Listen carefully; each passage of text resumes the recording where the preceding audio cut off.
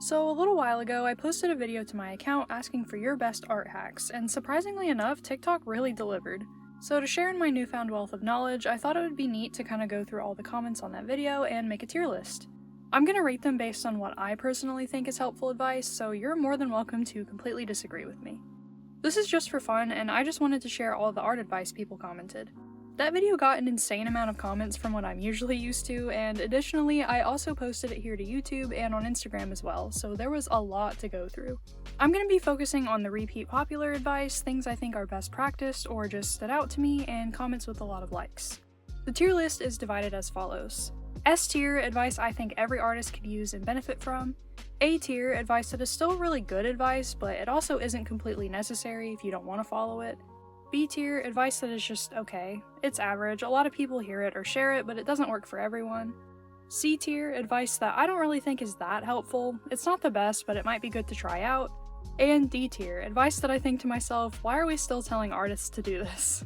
Before I begin, I just want to say thank you to everyone that left a comment on that video, and that again, this tier list is all in good fun, and you definitely don't have to agree with me on every point.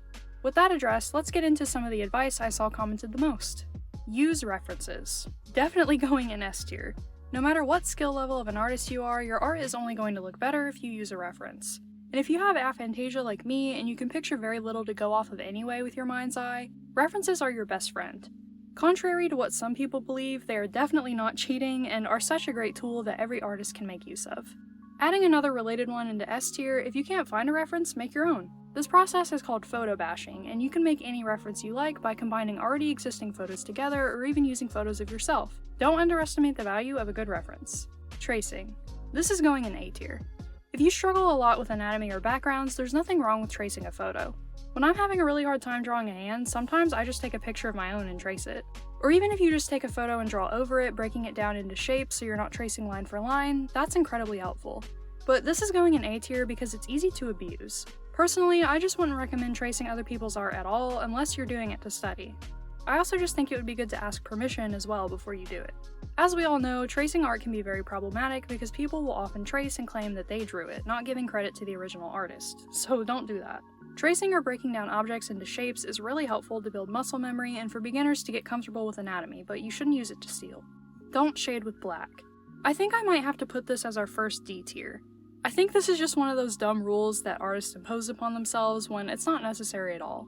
You can shade with black and it can look good. I don't know if this is too literal, but I mean, obviously sometimes artists just draw in black and white and the contrast of those really dark shadows helps your art pop.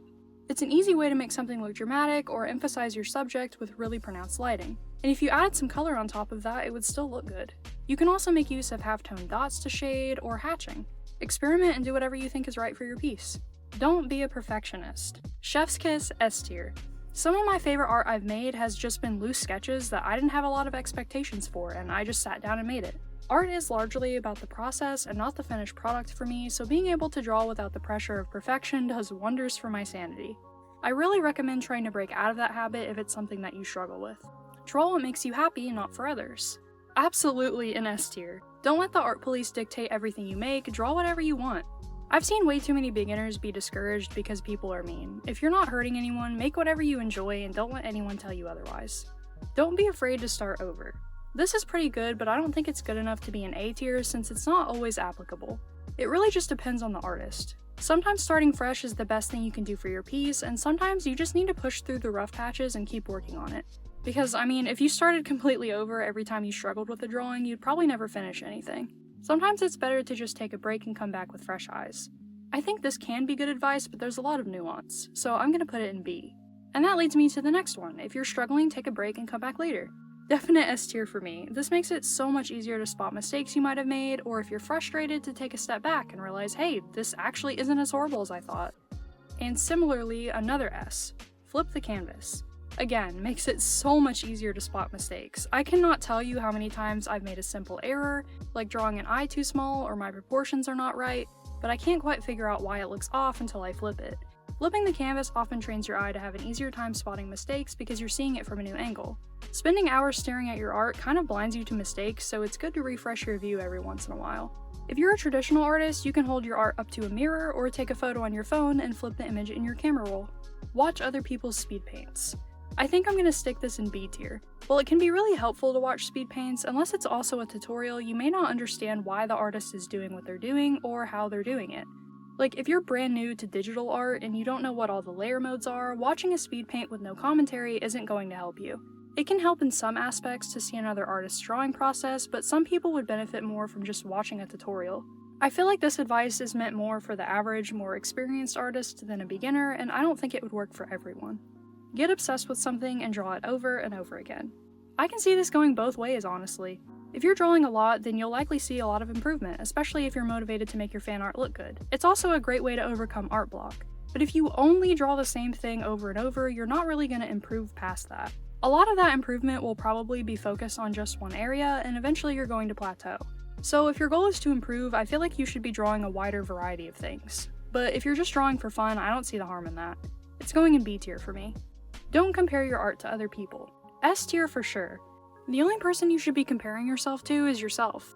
Looking at your old art is a great motivator and a clear sign that you've improved. Going back and redrawing old art is a fantastic way to get out of art block and see how much you've grown. Draw everything on one layer. B tier. Definitely not for everyone. This is a great approach if you have a very painterly style and treat digital art as if it's traditional, building up your art as you go like you would with real paint. But if you're like me and you do sketch, line art, color, this approach would probably not work for you. Take parts of other art styles you like and incorporate it into your own. S tier. This is the best way to start developing an art style that is unique to you. No one's style is entirely original, and everyone takes inspiration from somewhere. If you don't like your current style, there's always room for you to change it. Draw Spider-Man if you're struggling with anatomy or dynamic poses. I love this approach, and it's a great way to practice. It's also really easy to find references for. A similar thing I've heard is if you're drawing a character who can use magic, look up references of music conductors. I think this is another S tier for me. Use your sketch as line art if you don't like doing line art. A tier. I made this discovery back when I was still getting the hang of digital art, and I still use it to this day. I usually duplicate the sketch layer, then start cleaning it up. At that point, if I don't like it, I either pull back the original sketch or just draw line art over it. If my sketch is super messy and it would be easier to trace over it with cleaner lines, I do that, but otherwise I'll just clean up my sketch. It saves a lot of time, and if you have issues with your line art not looking as good as your sketch, or you really hate doing line art, you should try it out. Pick an artist to make your competition. This is really interesting. I think this might be a C tier for me though. This feels like something that could easily spiral out of hand. If you're motivated by competition, maybe this could be helpful for you, but 9 times out of 10 you're probably just going to end up unhappy with your art because of constant comparison. Like I said earlier, if you're going to compare your art to anyone, it should be your past self, because you're always learning and growing. I feel like that would be a far better motivation. Draw relentlessly, draw badly, step away, repeat. Art block is a myth. I personally don't think this is the greatest advice, but maybe it could work out for other people. If I drew every single day, I would probably get burnt out. It's healthy to take breaks, and that makes me want to get back into something because I feel refreshed. And I don't necessarily think art block is a myth either. Some days you're just going to struggle more to draw than others, or you don't really feel inspired to make anything. To me, that's a sign to take a break instead of pushing through it and potentially making it worse. I'm going to put this in C tier, that's not for everyone. Ask for help and say no mercy. This is something you should only really do if you can handle it without getting upset or discouraged. I'm going to put this in B because you need to ask someone knowledgeable who can help you and also be able to actually take the advice. I could see this helping one artist, but could also make another artist want to give up. Totally depends. Use squares for your guidelines instead of circles. This once again seems like a preference thing. Maybe I'm just biased because circles are way better to me, but I'm going to put this in C. If you're good with circles, there's no reason to not use them, especially with techniques like foreshortening. This would be better advice if it was just pointing out that you could use squares or other shapes if you found it easier, not to only use squares. Learn the rules before you break them. To me, this is really loaded advice. I've had a lot of people argue this point and kind of throw it in my face when I talk about how you shouldn't be giving artists unsolicited art advice. This might be just A tier for me. While it is helpful to learn the rules of art, if you're just making art for yourself with no goal of active improvement, it's not a requirement. Not taking art super seriously and not dedicating lots of time into studies doesn't make you less of an artist. And sometimes you need time to decide for yourself if you want to put that extra effort in to improve. The rules of art sometimes just feel arbitrary and restrictive, and it's boring to draw something you don't want to or dedicate lots of time to learn fundamentals, so not every artist wants to do that. Learning the rules can really improve your art, but if you're happy with where you are, you don't have to. Breaking up bodies or objects into shapes. I'm going to put this in A because it's easy to do this without really understanding how to do it. If you're just making random shapes and not seeing how they fit together or make up the object, this won't really help you. but breaking down subjects into shapes is immensely helpful if you do it right. It makes it so much easier to reconstruct a reference and lock in on proportions. And last but not least, seek inspiration yourself. I find this one really interesting. On one hand, I could see this potentially being helpful to get out of art block, but again, if you need a break, then you need a break. It's likely that whatever you seek out to draw might just end up frustrating you, and you need to step back, because this has happened to me plenty of times. I try to force myself to draw, it doesn't come out right, and I just need to come back to it another day. So to me, this would totally depend on the artist, and it could hurt more than help, so this is going in C tier.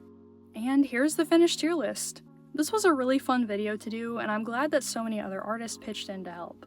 And if you're curious or still looking for more advice, and you feel like scrolling through the almost 800 comments on that video, you can find it pinned to the top of my TikTok account. I'll go ahead and leave a link in the description. Let me know your thoughts on my rankings and what you would put some of them at. Thank you so much for watching, and I'll see you in the next video. Bye!